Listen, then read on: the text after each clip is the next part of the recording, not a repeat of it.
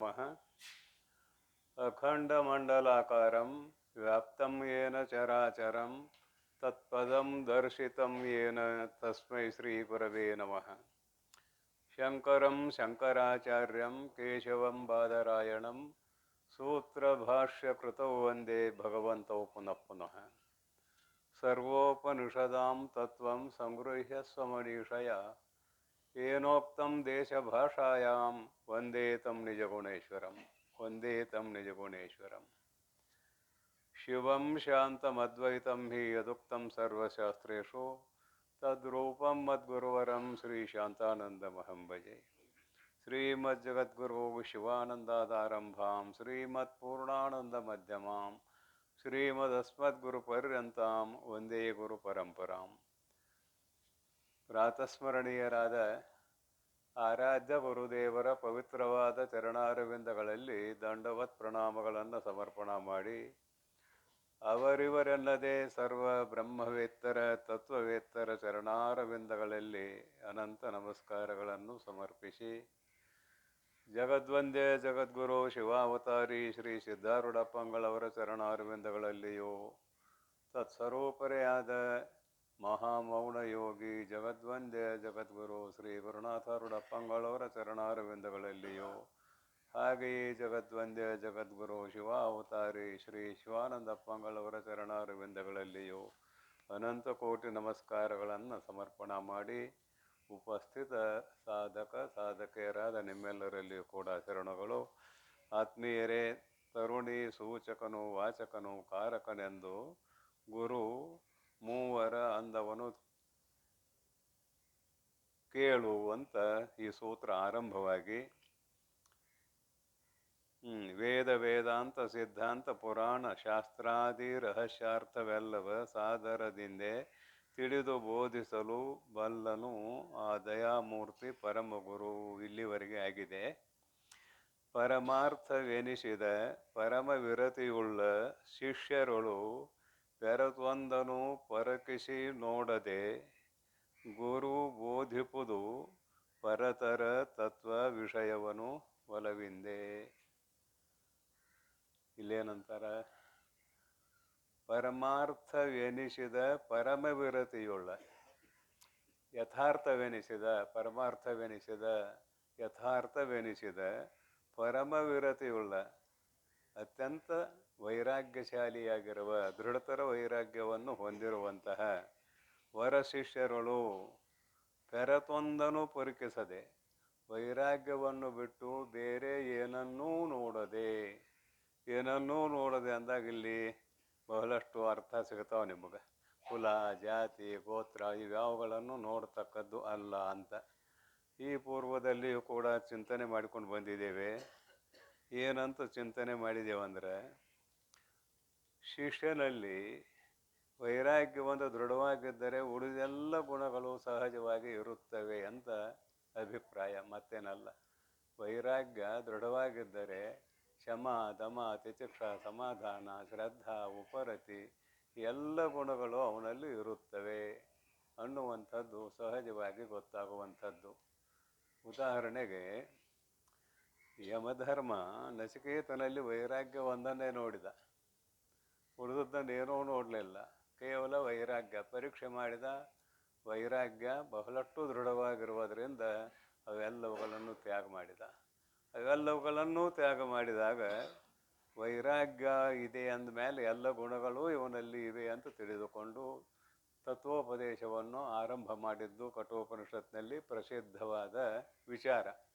ಹಾಗೆ ಇಲ್ಲಿಯೂ ಕೂಡ ಏನಂತಾರೆ ನೋಡ್ರಿ ಗ್ರಂಥಕಾರರು, ವೇದ ವೇದಾಂತ ಇದು ಪರಮಾರ್ಥವೆನಿಸಿದ ಪರಮ ವಿರತಿಯುಳ್ಳ ಇಹಲೋಕದ ಪರಲೋಕದ ಸಕಲ ಭೋಗ್ಯ ಪದಾರ್ಥಗಳು ಯಾವ ಮಹಾನುಭಾವನಿಗೆ ಉದಾಸೀನಕ್ಕೆ ವಿಷಯಗಳು ಆಗಿವೆಯೋ, ಉದಾಸೀನ ಅಲ್ಲಿ ರಾಗನೂ ಇಲ್ಲ ದ್ವೇಷನೂ ಇಲ್ಲ, ಉದಾಸೀನಕ್ಕೆ ವಿಷಯಗಳು ಆಗಿವೆಯೋ, ವಿರತಿಯುಳ್ಳ ವರಶಿಷ್ಯರುಳು ಶ್ರೇಷ್ಠರಾದ ಶಿಷ್ಯರಲ್ಲಿ ಪೆರತೊಂದನು ಪರಿಕಿಸಿ ನೋಡದೆ. ಇದು ಗುರುಗಳ ಸ್ವಭಾವ. ಗುರುಗಳ ಸ್ವಭಾವ ಹೇಳಕತ್ತಾರೆ. ಈಗ ಶಿಷ್ಯರ ಸ್ವಭಾವ ಅಲ್ಲ, ಗುರುಗಳ ಸ್ವಭಾವ ಹೇಳಕತ್ತಾರೆ. ಕೇವಲ ವೈರಾಗ್ಯವೊಂದನ್ನು ನೋಡಬೇಕು. ಗುರುವಿನ ಸ್ವರೂಪಕ್ಕೂ ಶಿಷ್ಯನ ಸ್ವರೂಪಕ್ಕೂ ಪಾರಮಾರ್ಥಿಕವಾಗಿ ಭೇದ ಇಲ್ಲ. ಪಾರಮಾರ್ಥಿಕವಾಗಿ ವಿಚಾರ ಮಾಡಿದಾಗ ಭೇದ ಅನ್ನೋದು ಅಲ್ಲಿ ಇಲ್ಲವೇ ಇಲ್ಲ. ಉಪಾಧಿಗಳಿಂದ ಏನಾಗಿದೆ, ಒಬ್ಬರು ಗುರುಗಳಾಗಿದ್ದಾರೆ, ಒಬ್ಬರು ಶಿಷ್ಯರಾಗಿದ್ದಾರೆ. ಉಪಾಧಿಯಿಂದ, ಮಾಯಾ ಉಪಾಧಿಯಿಂದ ಈಶ್ವರ ಅಂತ ಕರೆದೀವಿ, ಅವಿದ್ಯಾ ಉಪಾಧಿಯಿಂದ ಜೀವ ಅಂತ ಕರೆದ್ವಿ. ಒಂದೇ ಚೇತನ, ಒಂದೇ ಚೇತನ. ಇಲ್ಲಿ ಗುರು ಅಂತ ಯಾರಿಗನಬೇಕು ಅನ್ನೋದನ್ನು ಕೂಡ ಒಂದೆರಡು ಮಾತು ವಿಚಾರ ಮಾಡೋಣ. ಹಾಗೆ ಗುರುಗಳಂತ ಬಂದಿದ್ದಾರೆ, 6 ಥರ ಗುರುಗಳು. ಗುರು ಅಂತ ಯಾರಿಗನಬೇಕು? ಜಾತಿ ಕುಲ ಗೋತ್ರಾದಿಗಳನ್ನು ನೋಡದೆ ಗುರು ಹಿರಿಯಾಗಲಿ ಕಿರಿಯಾಗಲಿ ಅವನಲ್ಲಿ ಜ್ಞಾನ ಒಂದಿದೆಯಲ್ಲೋ ಅಂತ ನೋಡಿ ಶಿಷ್ಯನು ಆತನ ಬಳಿ ಸಾರಬೇಕು ಅಂತ ಇವರ ಮುಂದೆ ವಿಸ್ತಾರವಾಗಿ ಹೇಳ್ತಾರೆ. ಇವರ ಹೇಳೋರು ಇದ್ದಾರೆ. ಇಲ್ಲಿ ಜ್ಞಾನಕ್ಕೆ ಗುರು ಅನ್ನಬೇಕಲ್ಲದೆ ಬೇರೆ ಯಾವುದಕ್ಕೂ ಗುರು ಅನ್ನಕ್ಕೆ ಬರುವುದಿಲ್ಲ. ಗುರುವಿಗೂ ಪರಮಾತ್ಮ ತತ್ವಕ್ಕೂ ಭೇದ ಇಲ್ಲ. ಮೊದಲನ್ನು ಚಿಂತನೆ ಮಾಡೋಣ 2 ಮಾತು. ಸತ್ಯಂ ಜ್ಞಾನಂ ಅನಂತಂ ಬ್ರಹ್ಮ ಅನ್ನುವ ತೈತ್ತಿರೀಯ ಉಪನಿಷತ್ತಿನ ಶ್ರುತಿ ನಾನು ಸ್ಮರಣೆಗೆ ತಂದುಕೊಳ್ಳೋಣ. ಸತ್ಯಂ ಬ್ರಹ್ಮ, ಜ್ಞಾನಂ ಬ್ರಹ್ಮ, ಅನಂತಂ ಬ್ರಹ್ಮ ಅಂತ 2 ಭಾಗ ಮಾಡ್ತೇವೆ. ಈ ಪೂರ್ವದಲ್ಲೂ ಚಿಂತನೆ ಆಗಿದೆ. ಆದರೆ ಹೇಳಿದ್ದೆ ಹೇಳುವುದು, ಕೇಳಿದ್ದೆ ಕೇಳುವುದು, ಹೇಳಿದ್ದೆ ಹೇಳಿ ಸುಖಿಸುವುದು ಅಂತ ಸರ್ವಜ್ಞ ಹಾಡಿದಂತೆ ಮತ್ತೊಮ್ಮೆ ಚಿಂತನೆ ಮಾಡೋಣ. ಅದನ್ನು ಏನಂತ ಕೇಳಿದರೆ, ಗುರುವಿನ ಶರೀರವು ಪಂಚಭೌತಿಕ, ಶಿಷ್ಯನ ಶರೀರವು ಪಂಚಭೌತಿಕ ಸ್ಥೂಲ ಶರೀರ. ಗುರುವಿನ ಶರೀರವು ಅಂತರ ಸೂಕ್ಷ್ಮ ಶರೀರವು 19 ತತ್ವಾತ್ಮಕ ಅಥವಾ 17 ತತ್ವಾತ್ಮಕ. 19ರ ಅನ್ರಿ 17ರ ಅನ್ರಿ, 2 ಹೊಂತದೆ. ಆಮೇಲೆ ಶಿಷ್ಯನ ಶರೀರವು ಕೂಡ 17 ತತ್ವಾತ್ಮಕ. ಗುರುವು ಚೇತನ ಸ್ವರೂಪ, ಶಿಷ್ಯನೂ ಚೇತನ ಸ್ವರೂಪ. ಹೀಗಿರುವಾಗ ಗುರುವು ನನ್ನ ಸ್ವರೂಪಕ್ಕಿಂತಲೂ ಬೇರೆ ಅಲ್ಲ. ಯಾಕಂದರೆ ಎಷ್ಟು ಸರ್ವಾಣಿ ಭೂತಾನಿ ಆತ್ಮನ್ನೇವಾನು ಪಶ್ಯತಿ, ಯಸ್ಮಿನ್ ಸರ್ವಾಣಿ ಭೂತಾನಿ ಆತ್ಮೈವ ಭೂದ್ವಿಜಾನತಃ ತತ್ರ ಕೋ ಮೋಹ ಕಶೋಕ ಏಕತ್ವಮ್ಮನು ಪಶ್ಯತಃ ಅನ್ನುವಾಗ ಗುರುವಾದವನು ಶಿಷ್ಯನ ಚೇತನ ದೃಷ್ಟಿಯಿಂದ ನೋಡಿದರೆ, ಶಿಷ್ಯನನ್ನು ಚೇತನದ ದೃಷ್ಟಿಯಿಂದ ನೋಡಿದರೆ, ಯಾಕಂದರೆ ಎಲ್ಲ ಶರೀರಗಳಲ್ಲಿರುವ ಚೈತನ್ಯವೇ ನನ್ನ ಸ್ವರೂಪ ಎಂದು ತಿಳಿದುಕೊಂಡವನೇ ತತ್ವಜ್ಞಾನಿ. ಇದು ಉಪನಿಷತ್ತನ್ನು ಹೇಳ್ತದೆ, ಕನ್ನಡ ಶಾಸ್ತ್ರಗಳು ಹೇಳ್ತಾವೆ. ಅದು ಶಿಷ್ಯನ ಶರೀರದಲ್ಲಿ ಇವನ ಸ್ವರೂಪ ಇಲ್ಲ ಏನು ಅಂತ ಕೇಳಿದ್ರೆ ಐತಿ, ಅಲ್ಲಿಯೂ ಇವನ ಸ್ವರೂಪ ಐತಿ. ಶಿಷ್ಯನ ಶರೀರದಲ್ಲಿಯೂ ಚೇತನ ಇದೆ, ಇವನ ಶರೀರದಲ್ಲಿಯೂ ಚೇತನ ಇದೆ. ಆದರೆ ಶಿಷ್ಯನ ಅಂತಃಕರಣ ಏನಾಗಿದೆ ಅಂತ ಕೇಳಿದರೆ ಅವಿದ್ಯೆಯಿಂದ ಕೂಡಿಕೊಂಡಿದೆ ಅಷ್ಟೇ, ಮತ್ತೇನಿಲ್ಲ. ಶಿಷ್ಯನ ಅಂತಃಕರಣ ಅವಿದ್ಯೆಯಿಂದ ಕೂಡಿಕೊಂಡಿದೆ. ಅದು ಹಿಂಗೆ ಹೇಳಿದಾಗ ಏನಾಗ್ತದೆ, ಅವಿದ್ಯೆ ಬಂದ ಮೇಲೆ ಅಂತಃಕರಣ ತಯಾರಾಗೈತಿ. ಹೀಗೆ ಹೇಳಿದಾಗ ಅವಿದ್ಯಾ ಬಂದ ಮೇಲೆ ಅಂತಃಕರಣ ತಯಾರಾಗೈತೆ. ಅವಿದ್ಯಾ ಕಾರಣ ಇದೆ, ಅಂತಃಕರಣ ಕಾರ್ಯ ಇದೆ. ಅದು ಕೂಡಿಕೊಂಡಿದೆ ಅಂತ ಹೇಳ್ತಿರಲ್ಲ ಅಂತ ಕೇಳಿದ್ರೆ ತಿಳಿಸುವ ದೃಷ್ಟಿಯಿಂದ ಹಾಗೆ ಹೇಳಬೇಕಲ್ಲದೆ ಚೈತನ್ಯದೊಡನೆ ಎಂದೂ ಕೂಡಿಕೊಳ್ಳಲಾರದು ಅವಿದ್ಯೆ. ಚೈತನ್ಯದೊಡನೆ ಎಂದೂ ಕೂಡಿಕೊಳ್ಳಲಾರದು ಅವಿದ್ಯೆ. ಆಕಾಶದೊಡನೆ ಏನು ಕೂಡ್ತದೆ ಹೇಳ್ರಿ? ಈಗ ಮಳೆ ಆಯಿತು, ಆಕಾಶವಾದ್ಯ ಆಯ್ತೇನೋ? ಆಗಲಿಲ್ಲ. ಮತ್ತು ಈ ಅವಿದ್ಯೆ ಅಂತಃಕರಣದೊಡನೆ ಕೂಡಿದೆ ಅಂತ ಹೇಳಬೇಕು, ಏನು ಆತ್ಮನೊಡನೆ ಕೂಡಿದೆ ಅಂತ ಹೇಳಬೇಕು ಅನ್ನುವ ಚಿಂತನೆ ಇಲ್ಲಿ. ಅಂತಃಕರಣ ಕಾರ್ಯ ಆಗಿರ್ಬೋದು, ಆದರೆ ಕಾರಣ ಬಿಟ್ಟ ಕಾರ್ಯ ಐತೇನಂತ ಕೇಳಿದ್ರಿ ಅಲ್ಲ. ಕಾರಣದೊಡನೆ ಕಾರ್ಯ ಇದೆ, ಕಾರ್ಯಕ್ಕೂ ಕಾರಣಕ್ಕೂ ಅಭೇದ ಇದೆ. ಆದುದರಿಂದ ಶಿಷ್ಯನು ಏನಾಗಿದ್ದಾನಂದ್ರೆ ಇವನ ಅಂತಃಕರಣದಲ್ಲಿ ಅವಿದ್ಯೆ ಇರೋಣದರಿಂದ ಶರೀರ ನಾನು ಅನ್ನುವ ಭಾವನೆ ಬಂದ ಗುರುಗಳ ಬಳಿಗೆ ಬಂದಾನ. ಅವಾಗ ಗುರು ಏನು ನೋಡ್ತಾನೆ ಅವನಲ್ಲಿ ಅಂದರೆ ನನ್ನ ಸ್ವರೂಪವೇ ಶಿಷ್ಯನ ಸ್ವರೂಪವು, ಪರಂತು ಅವನಲ್ಲಿ ಅವಿದ್ಯೆ ಇದೆ, ಅವಿದ್ಯೆ ನಾಶ ಆಗಿಲ್ಲ. ನನ್ನಲ್ಲಿ ಮಾಯಾ ಬಾಧಿಸಿಕೊಂಡು ಹೋಗಿದೆ. ಹೀಗಾಗಿ ನಾನು ಹೇಳಲಿಕ್ಕೆ ಅಧಿಕಾರಿ, ಅವನು ಕೇಳಲಿಕ್ಕೆ ಅಧಿಕಾರಿ.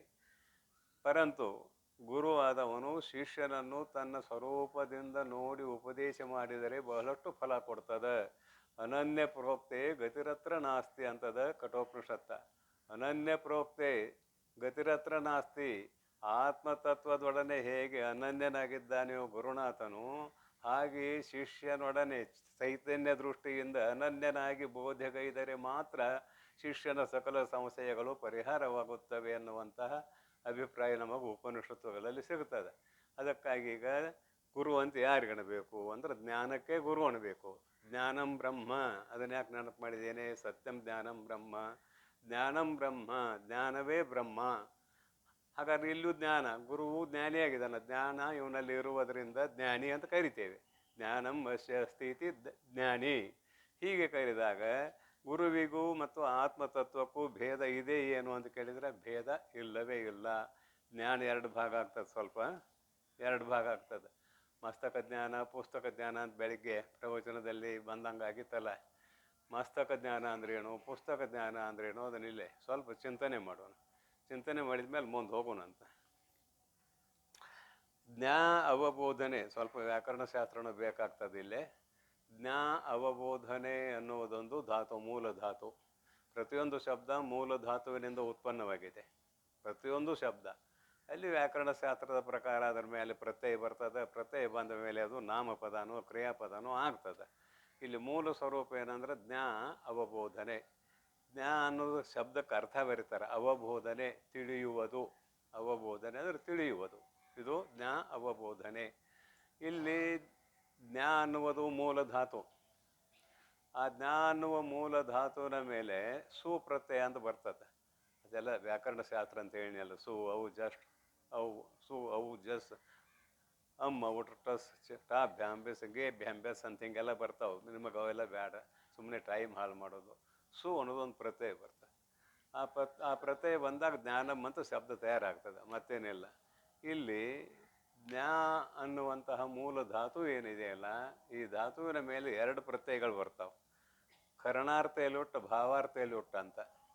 ಲುಟ್ ಅನ್ನೋದೊಂದು ಪ್ರತ್ಯಯ, ಮತ್ತೇನಿಲ್ಲ. ಅದ್ರಾಗ ಏನು ಉಳಿತದೆ ಏನು ಹೋಗ್ತದೆ ಅದೆಲ್ಲ ವ್ಯಾಕರಣಕ್ಕೆ ಸಂಬಂಧಪಟ್ಟದ್ದು. ಕರಣಾರ್ಥದಲ್ಲಿ ಲುಟ್ ಪ್ರತ್ಯಯ ಮಾಡಿದಾಗಲೂ ಜ್ಞಾನಂ ಅಂತ ಶಬ್ದ ತಯಾರಾಗ್ತದೆ. ಭಾವಾರ್ಥದಲ್ಲಿ ಲುಟ್ ಪ್ರತ್ಯಯ ಮಾಡಿದಾಗಲೂ ಜ್ಞಾನಂ ಅಂತ ಶಬ್ದ ಆಗ್ತದೆ. ಆದರೆ ಭಾವಾರ್ಥದಲ್ಲಿ ಲುಟ್ ಪ್ರತ್ಯಯ ಮಾಡಿದಾಗ ಜ್ಞಾನಂ ಅನ್ನುವ ಶಬ್ದದ ಅರ್ಥ ಏನು ಅಂತ ಕೇಳಿದರೆ ಜ್ಞಪ್ತಿ ಅಂತ ಆಗ್ತದೆ.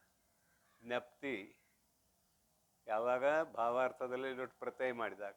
ಕರ್ಣಾರ್ಥದಲ್ಲಿ ಲುಟ್ ಪ್ರತ್ಯಯ ಮಾಡಿದಾಗ ಜ್ಞಾನ ಅಂತ ಅರ್ಥ ಆಗ್ತದೆ, ಅರಿವು ಅಂತ ಅರ್ಥ ಆಗ್ತದೆ. ಜ್ಞಪ್ತಿ ಬೇರೆ, ಅರಿವು ಬೇರೆ, ತಿಳಿಸುವಾಗ ಇವೆಲ್ಲ.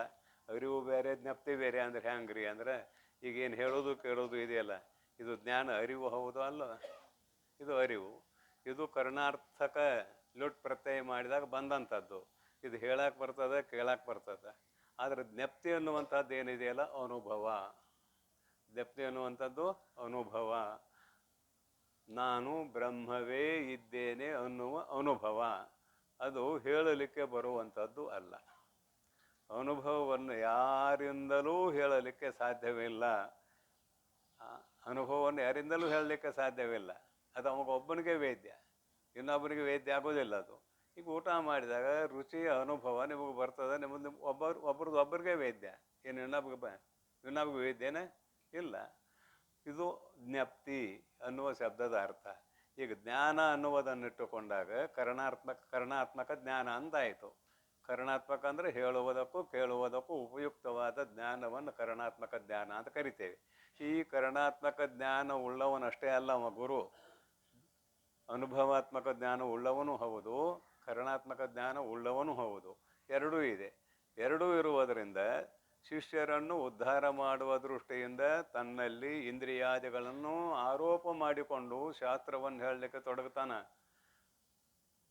ಆರೋಪ ಮಾಡಿಕೊಳ್ಳದೆ ಹೋದ್ರೆ ಶಾಸ್ತ್ರ ಹೇಳಕ್ಕೆ ಬರುವುದಿಲ್ಲ. ಇಂದ್ರಿಯಾದಿಗಳಲ್ಲಿ ತನ್ನನ್ನು ಅಥವಾ ಇಂದ್ರಿಯಾದಿಗಳನ್ನು ತನ್ನಲ್ಲಿ ಆರೋಪ ಮಾಡಿಕೊಂಡಾಗಲೇ ಶಾಸ್ತ್ರವನ್ನು ಹೇಳುವ ಅಧಿಕಾರಿ ಆಗ್ತಾನೆ ಅವ.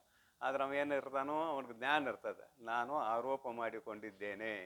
ಅವು ಸಹಜ, ಅವ ತತ್ವಜ್ಞಾನಿ ಆಗಿರ್ತಾನೆ, ಇವನ್ನೆಲ್ಲ ಆರೋಪ ಮಾಡ್ಕೊಂಡಿರ್ತಾನೆ. ಆದರೆ ಶಿಷ್ಯನೂ ಕೂಡ ಚೈತನ್ಯದ ರೂಪದಿಂದ ಜ್ಞಾನ ಸ್ವರೂಪನೇ ಅಲ್ಲ ಅಂತ ಅಲ್ಲ. ಆದರೆ ಅವನ ಮೇಲೆ ಅವಿದ್ಯೆ ಅನ್ನುವ ಆವರಣ ಐತೆ, ಅಂದ್ರೆ ಅಂತಃಕರಣದ ಮೇಲೆ ಆವರಣ ಐತೆ. ಅದನ್ನು ಏನು ಮಾಡ್ತೇವೆ, ಜೀವನ ಮೇಲೆ ಆವರಣ ಐತೆ ಅಂತ ಹೇಳ್ತೇವೆ. ಆವರಣ ಭಂಗ ಅನುಕೂಲ ವ್ಯಾಪಾರ ಜ್ಞಾನಂ ಅನ್ನುವ ಇದು ತಿಳಿಸುವ ಸಂದರ್ಭಕ್ಕೆ ಹೇಳುವ ಮಾತುಗಳು. ಚೈತನ್ಯದ ಮೇಲೆ ಆವರಣ ಮಾಡುವ ಶಕ್ತಿ ಯಾವುದಕ್ಕಿದೆ? ಸೂರ್ಯನ ಮೇಲೆ ಕತ್ತಲೆ ಆವರಣ ಮಾಡಬಲ್ಲದೇನೋ? ಸಾಧ್ಯವಿಲ್ಲ.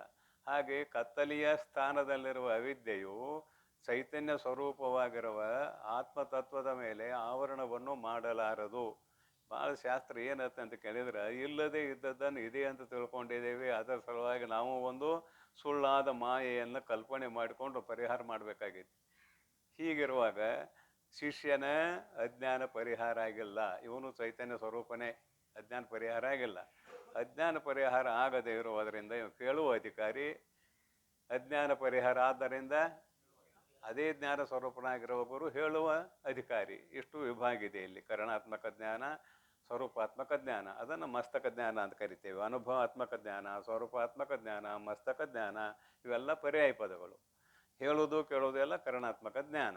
ಹಾಗಾದರೆ ಇಲ್ಲಿ ಗುರು ಅಂತ ಯಾರಿಗೆ ಬೇಕು ಅಂದ್ರೆ ಸ್ಥೂಲ ಶರೀರಕ್ಕೂ ಜ್ಞಾನ ಅನ್ನಕ್ಕೆ ಬರೋದಿಲ್ಲ. ಸೂಕ್ಷ್ಮ ಶರೀರದಲ್ಲಿ ಒಂದೇನು ವೃತ್ತಿ ಇದೆಯಲ್ಲ, ಅದಕ್ಕಷ್ಟ ಜ್ಞಾನ ಅನ್ಬೇಕು. ನಾವು ಕರ್ಣಾತ್ಮಕ ಜ್ಞಾನಕ್ಕಷ್ಟ ನಾವು ಜ್ಞಾನ ಅನ್ಬೇಕು. ಇಡೀ ಅಂತಃಕರಣಕ್ಕೆ ಅನ್ನಕ್ಕೆ ಬರೋದಿಲ್ಲ.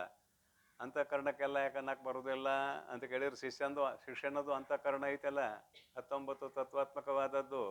ಆದರೆ ಆವರಣ ರಹಿತವಾದ ಜ್ಞಾನ ಗುರುವಿನಲ್ಲಿದೆ, ಆವರಣ ಸಹಿತವಾದ ಜ್ಞಾನ ಸಹಿತವಾದ ಜ್ಞಾನ ಶಿಷ್ಯನಲ್ಲಿದೆ. ನಾನು ಇದ್ದೇನೆ ಅನ್ನೋ ಜ್ಞಾನ ಇಲ್ಲೇ ನಮಗೆ ಎಲ್ಲರಿಗೂ ಇದೆ. ಇದು ಆವರಣ ಸಹಿತ ಜ್ಞಾನ. ಇದು ನಾನು ಇದ್ದೇನೆ, ಇದು ಎರಡೂ ಕೂಡ ಐತಿ.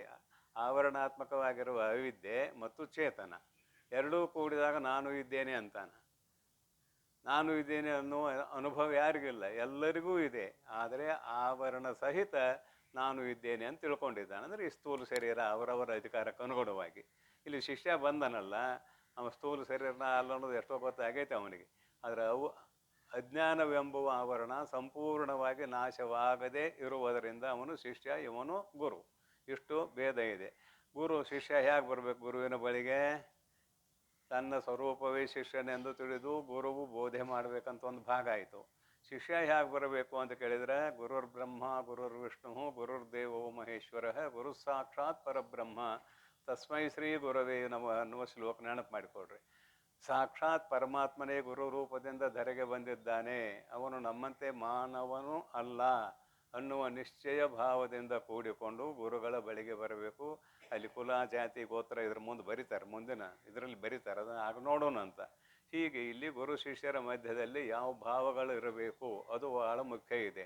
ಆ ಭಾವನೆ ಇದ್ದಾಗ ಫಲ ಕೊಡ್ತದೆ. ಅಂದ್ರೆ ಸದ್ಭಾವನೆ ಇದ್ದಾಗ ಫಲ ಕೊಡ್ತದೆ, ಸದ್ಭಾವನೆ ಇಲ್ಲ ಅಂದ್ರೆ ಫಲ ಕೊಡುವುದಿಲ್ಲ ಅಂತ ಇಷ್ಟು ನೆನಪು ಮಾಡ್ಕೊಂಡು ಮುಂದೆ ಹೋಗೋಣ. ಪರಮಾರ್ಥವೆನಿಸಿದ ಪರಮ ವಿರತಿಯುಳ್ಳ ಯಥಾರ್ಥ, ಅಲ್ಲಿ ಒಟ್ಟು ಕಪಟತನ ಇಲ್ಲ. ಅಂದರೆ ಎಷ್ಟೋ ಜನ ವೈರಾಗ್ಯವಂತರಂತೆ ತೋರಿಸಿಕೊಳ್ಳುತ್ತೇವೆ, ಆದರೆ ಒಳಗೆ ಪೂರ್ಣ ವೈರಾಗ್ಯ ಆಗೈತೆ ಇಲ್ಲ ಅನ್ನೋದು ಅವಾಗ ಗೊತ್ತಿರ್ತದೆ. ಒಳಗ ಹೊರಗೆ ಒಂದೇ ಆಗಿರ್ಬೇಕದು. ಪರಮಾರ್ಥವೆನಿಸಿದ ಪರಮ ವಿರತಿಯುಳ್ಳ ವರ ಶಿಷ್ಯರುಳು ಶ್ರೇಷ್ಠರಾದ ಶಿಷ್ಯರಲ್ಲಿ. ಅದು ಆಪ್ತಾಂಗ ಸ್ಥಾನ ಸದ್ಭಾವ ಸೇವೆ ಮಾಡೋದು ಅವ್ರ ಕರ್ತವ್ಯ.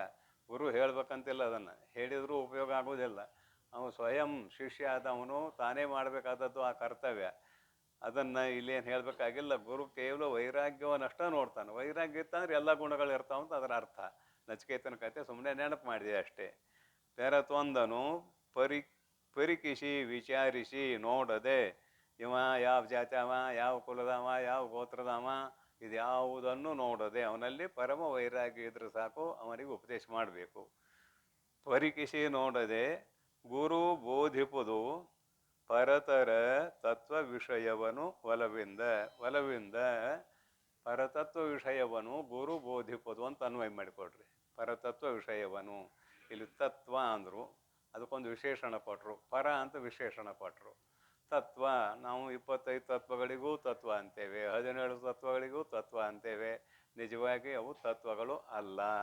ಇನ್ನು ತತ್ವ ಅಂದ್ರೆ ಆತ್ಮತತ್ವ ಅಂತ ಅರ್ಥ ಮಾಡಿದ್ದೀವಿ. ಆತ್ಮತತ್ವದಲ್ಲಿ ಮತ್ತೆ 2 ಭಾಗ ಮಾಡಿದ್ದೀವಿ ನಾವು. ಏನು 2 ಭಾಗ ಅಂದರೆ, ಮಾಯಾ ಉಪಾಧಿಯಿಂದ ಕೂಡಿಕೊಂಡಿರುವುದು ಈಶ್ವರ, ಅದು ತತ್ವವೇ. ಮಾಯಾ ಉಪಾಧಿ ಇಲ್ಲದೆ ಇರುವಂಥದ್ದು ಅಖಂಡ ಚೇತನ, ಅದು ತತ್ವವೇ. ಇಲ್ಲಿ ಸಗುಣ ಬ್ರಹ್ಮವನ್ನೇ ಹೇಳ್ತೇವೆ ನಾವು, ನಿರ್ಗುಣ ಬ್ರಹ್ಮವನ್ನು ಹೇಳಕ್ಕೆ ಬರುವುದಿಲ್ಲ. ಪರಂತು ಅದು ಕೊನೆ ಆಗೋದು ಎಲ್ಲಿ ಅಂತ ಕೇಳಿದರೆ, ಮುಕ್ತಾಯ ಆಗೋದು ಎಲ್ಲಿ ಅಂತ ಕೇಳಿದರೆ, ಪರತತ್ವದಲ್ಲಿಯೇ ಮುಕ್ತಾಯ ಆಗುತ್ತದೆ, ಅಲ್ಲದೆ ಸಗುಣ ತತ್ವದಲ್ಲಿ ಅಂದ್ರೆ ಸಗುಣ ಬ್ರಹ್ಮದಲ್ಲಿ ಮುಕ್ತಾಯ ಆಗೋದಿಲ್ಲ. ಯಾಕೆ? ಭಾಗತ್ಯಾಗ ಲಕ್ಷಣ ಮಾಡ್ತೀರಿ. ಮುಕ್ತಾಯ ಯಾಕೆ ಅಲ್ಲಿ ಆಕತಿ? ನಿರ್ಗುಣದಲ್ಲಿ ಯಾಕೆ ಆಕತಿ? ಭಾಗತ್ಯಾಗ ನೀವು ಲಕ್ಷಣ ಯಾವಾಗ ಮಾಡ್ತೀರಿ? ಆಗ ಸಗುಣ ಅನ್ನೋದು ಹೊರಟು ಹೋಗ್ತದೆ, ಕೇವಲ ನಿರ್ಗುಣ ಅನ್ನೋದು ಉಳಿತದೆ.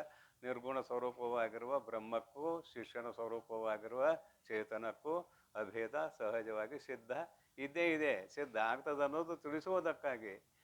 ಮ್ಯಾಲಿಂದ ಆವರಣ ಹೋಯಿತು, ಆವರಣ ಹೋದ ಕೂಡಲೇ ಸಹಜವಾಗಿ ಅಖಂಡ ಚೈತನ್ಯವೇ ತಾನು ಅಂತ ಶಿಷ್ಯನ ಅನುಭವಕ್ಕೆ ಬರುತ್ತದೆ. ಇಷ್ಟು ಚಿಂತನೆ ಮಾಡಿದಾಗ ನಿಮಗೂ ಗೊತ್ತಾಯಿತು, ಗುರು ಏನು ನೋಡುವುದಿಲ್ಲ, ಕುಲ ಜಾತಿ ಗೋತ್ರ ಅಷ್ಟೇ ಅಲ್ಲ, ಅವನು ವಯಸ್ಸನ್ನು ನೋಡುವುದಿಲ್ಲ. ತುಡಿತಾ ಇದೆ ಇಲ್ಲೋ ಇವನಿಗೆ ಆತ್ಮತತ್ವವನ್ನು ತಿಳಿಯುವ ತುಡಿತ ಅಂದ್ರೆ ಪರಮ ವೈರಾಗ್ಯ ಇದೆಯೋ ಇಲ್ಲೋ ಇವನಿಗೆ, ಅದನ್ನು ನೋಡ್ತಾನೆ. ಅದನ್ನು ನೋಡಿ ಏನೊಂದು ಅನ್ನೋದು ಬರ್ದಾರು, ಪೆರತೊಂದನು ಶಿಷ್ಯರಳು ಪೆರತೊಂದನು ಪರಿಕಿಸಿ ನೋಡದೆ, ವೈರಾಗ್ಯವೊಂದನ್ನು ಬಿಟ್ಟು ಉಳಿದ ಯಾವುದನ್ನೂ ನೋಡದೆ ಗುರು ಬೋಧಿಪುದು ಪರತತ್ವವನು. ಅನ್ಯಾಪದೇಶಾಖ್ಯ ಅಂತ ಬಂದಿದೆ ಮೊದಲು ಇದೇ ಗ್ರಂಥದಲ್ಲಿ. ಗುರು 4 ತೆರನಾಗಿ ಬೋಧಿಸು, ಮುಖಾಂತರ, ದಶಾಂತರ, ಭಾವಾಂತರ, ಅನ್ಯೋಪದೇಶಾಖ್ಯ ಅಂತ 4 ಭಾಗ ಬಂದಿದೆ 4ನೇ ಸಂಧಿಯಲ್ಲಿ. ಅನ್ಯವನು ಬೋಧಿಸುತ್ತ ಅನನ್ಯವನ್ನು ತಿಳುಪುವುದು, ಅನ್ಯವನು ಬೋಧಿಸುತ್ತ ಅನನ್ಯವನ್ನು ತಿಳುಪುವುದು. ಇಲ್ಲಿ ಸಗುಣ ಬ್ರಹ್ಮವನ್ನು ಬೋಧಿಸುತ್ತ ನಿರ್ಗುಣ ಬ್ರಹ್ಮವನ್ನು ತಿಳಿಸುವುದು ಶಾಸ್ತ್ರದ ಮರ್ಯಾದೆ ಅಂತ 4ನೇ ಸಂಧಿಯಲ್ಲಿ ಹೇಳ್ಕೊಂಡು ಬಂದಾರೆ. ಇದನ್ನು ಮತ್ತೊಂದು ಸಲ ಸ್ಮರಣೆಗೆ ಬಂತು, ಅದನ್ನು ನೆನಪಿಗೆ ಬಂದ ಕೂಡಲೇ ಅದನ್ನ ಮುಂದಿಡುವುದು ಅಷ್ಟೇ ಇದ್ರ ಕೆಲಸ. ಪರಿಕಿಸಿ ನೋಡದೆ ಗುರು ಬೋಧಿಪುದು ಪರತತ್ವ ವಿಷಯವನ್ನು ಒಲವಿಂದ. ಪರತತ್ವ ಹೇಳಕ್ಕೆ ಬರೋದಿಲ್ಲ, ಮತ್ತು ಇಲ್ಲಿ ಪರತತ್ವ ಅಂತ ಹೆಂಗೆ ಬರೆದ್ರು ಅಂದರೆ ಭಾಗತ್ಯಾಗ ಲಕ್ಷಣೆಯಿಂದ ಪರತತ್ವವೇ ಕೊನೆಯಾಗುವಂಥದ್ದು, ಅಲ್ಲಿ ಹೋದಾಗಲೇ ಮುಕ್ತಾಯ ಆಗುವಂಥದ್ದು. ಪರತತ್ವದ ಅನುಭೂತಿ ಬರಲಿಲ್ಲ ಅಂದರೆ ಇನ್ನೂ ಮುಕ್ತಾಯ ಆಗಿಲ್ಲ. ಅದಕ್ಕಾಗಿ ಪರತತ್ವದಲ್ಲಿಯೇ ಮುಕ್ತಾಯ ಆಗುವುದು. ಹೇಳೋದು ಮಾತ್ರ ಸಗುಣ, ಬಾಯಿಲಿ ಹೇಳೋದು ಮಾತ್ರ ಸಗುಣ, ತಿಳಿಸೋದು ಮಾತ್ರ ನಿರ್ಗುಣ. ಅದಕ್ಕೆ ಅನ್ಯವನ್ನು ಅರಿವುದು, ಅನನ್ಯವನ್ನು ಬೋಧಿಸುವುದು, ಅನ್ಯವನ್ನು ಬೋಧಿಸುವುದು, ಅನನ್ಯವನ್ನು ತಿಳುಪುವುದು. ಯಾಕಂದ್ರೆ ಅನ್ವಯ ಮಾಡಿಕೊಳ್ರಿ. ಮುಂದೆ ನುಡಿಗೆ ಹೋಗೋಣ. ವರಶಿಷ್ಯ ನೆಡೆಯಳು ಗುರು ವಾಂಛವಿಡಿಯದೆ ಪರತತ್ವವನ್ನು ಗೋಪ್ಯತರಮಾಗಿ ವರೆವುದು ದಕ್ಷಿಣ ಕರ್ಣ ವಿವರದಳು ಕರುಣ ರಸಾರ್ಧ ಭಾವನೆಯಿಂದೆ. ಇಲ್ಲೊಂದಿಷ್ಟು ರಹಸ್ಯವಾಗಿ ಗೋಪ್ಯವಾಗಿ ಅನ್ನುವಂಥ ಶಬ್ದ ಇದೆಯಲ್ಲ, ನೋಡೋಣ ಏನಂತದ. ವರಶಿಷ್ಯ ನಡೆಯಲು, ವರಶಿಷ್ಯನಲ್ಲಿ ಅಲ್ಲೇ ಪರಮ ವೈರಾಗ್ಯ ಇರುವಂತಹ ಶ್ರೇಷ್ಠವಾದ ಶಿಷ್ಯನಲ್ಲಿ ಗುರು ಏನನ್ನೂ ಆಸೆ ಮಾಡಬಾರ್ದಂತಾರೆ. ವಾಂಛೆ ಅಂದ್ರೆ ಆಸೆ. ಗುರು ಏನನ್ನೂ ಆಸೆ ಮಾಡಬಾರ್ದು. ಗುರು ವಾಂಛೆ ವಿಡಿಯದೆ, ಇಂಥದ್ದು ತಂದು ಕೊಟ್ಟರು ಉಪದೇಶ ಮಾಡ್ತೇನೆ, ಅಂಥದ್ದು ಕೊಟ್ಟರು ಉಪದೇಶ ಮಾಡ್ತೇನೆ, ಇದು ಯಾವುದೂ ಅಲ್ಲಿಲ್ಲ.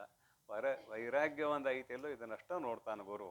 ಇಲ್ಲರೆ ಕುಲ ಜಾತಿ ಗೋತ್ರ ನೋಡ್ಕೊಂತ ಹೋದ್ರೆ ಶಾಸ್ತ್ರ ಅಲ್ಲ, ಅದು ಕೇವಲ ಅಂತಃಕರಣಕ್ಕೆ ಮನಸ್ಸಿಗೆ ಹೇಳೋದು ಶಾಸ್ತ್ರ. ಆದುದರಿಂದ ಇಲ್ಲಿ ಕುಲ ಜಾತಿ ಗೋತ್ರ ಅಲ್ಲ, ಮತ್ತು ಗುರು ಆಸೆ ಮಾಡೋದು ಅಲ್ಲ. ಗುರು ಆಸೆ ಮಾಡೋದು ಅಲ್ಲ, ಶಿಷ್ಯರಲ್ಲಿ ಏನೋ ಬಯಸುವುದಲ್ಲ. ಅಯಾಚಿತವಾಗಿ ಬಂದದ್ದು ಏನಾದರೂ ಬರಬಹುದಷ್ಟೇ, ಆದರೆ ಬಯಸಿ ಪಡೆಯುವುದು ಅಲ್ಲ. ವರ ಶಿಷ್ಯರಳು ಗುರು ವಾಂಛೆವಿಡಿಯದೆ ಪರತತ್ವವನು, ಪರತತ್ವವನು ಮತ್ತು ಅದು ಮಾತು ಬಂತಲ್ಲ, ಅದ್ರ ಬಗ್ಗೆ ವ್ಯಾಖ್ಯಾನ ಆಯ್ತು ಈಗ. ಪರತತ್ವವನು ಗೋಪ್ಯತರವಾಗಿ, ಗೋಪ್ಯತರವಾಗಿ ಅಂದ್ರೆ ಕದ ಹಾಯ್ಕೊಂಡ ಓಂ ನಮ ಶಿವಾಯ ಅನ್ನೋದನ್ನು ಕದ ಹಾಯ್ಕೊಂಡು ಹೇಳ್ಬೇಕಂತಿದ್ರಲ್ಲ, ಮತ್ತು ಇಲ್ಲಿ ನಮಗದು ವ್ಯಾಘಾತ ದೋಷ ಬರ್ತದೆ.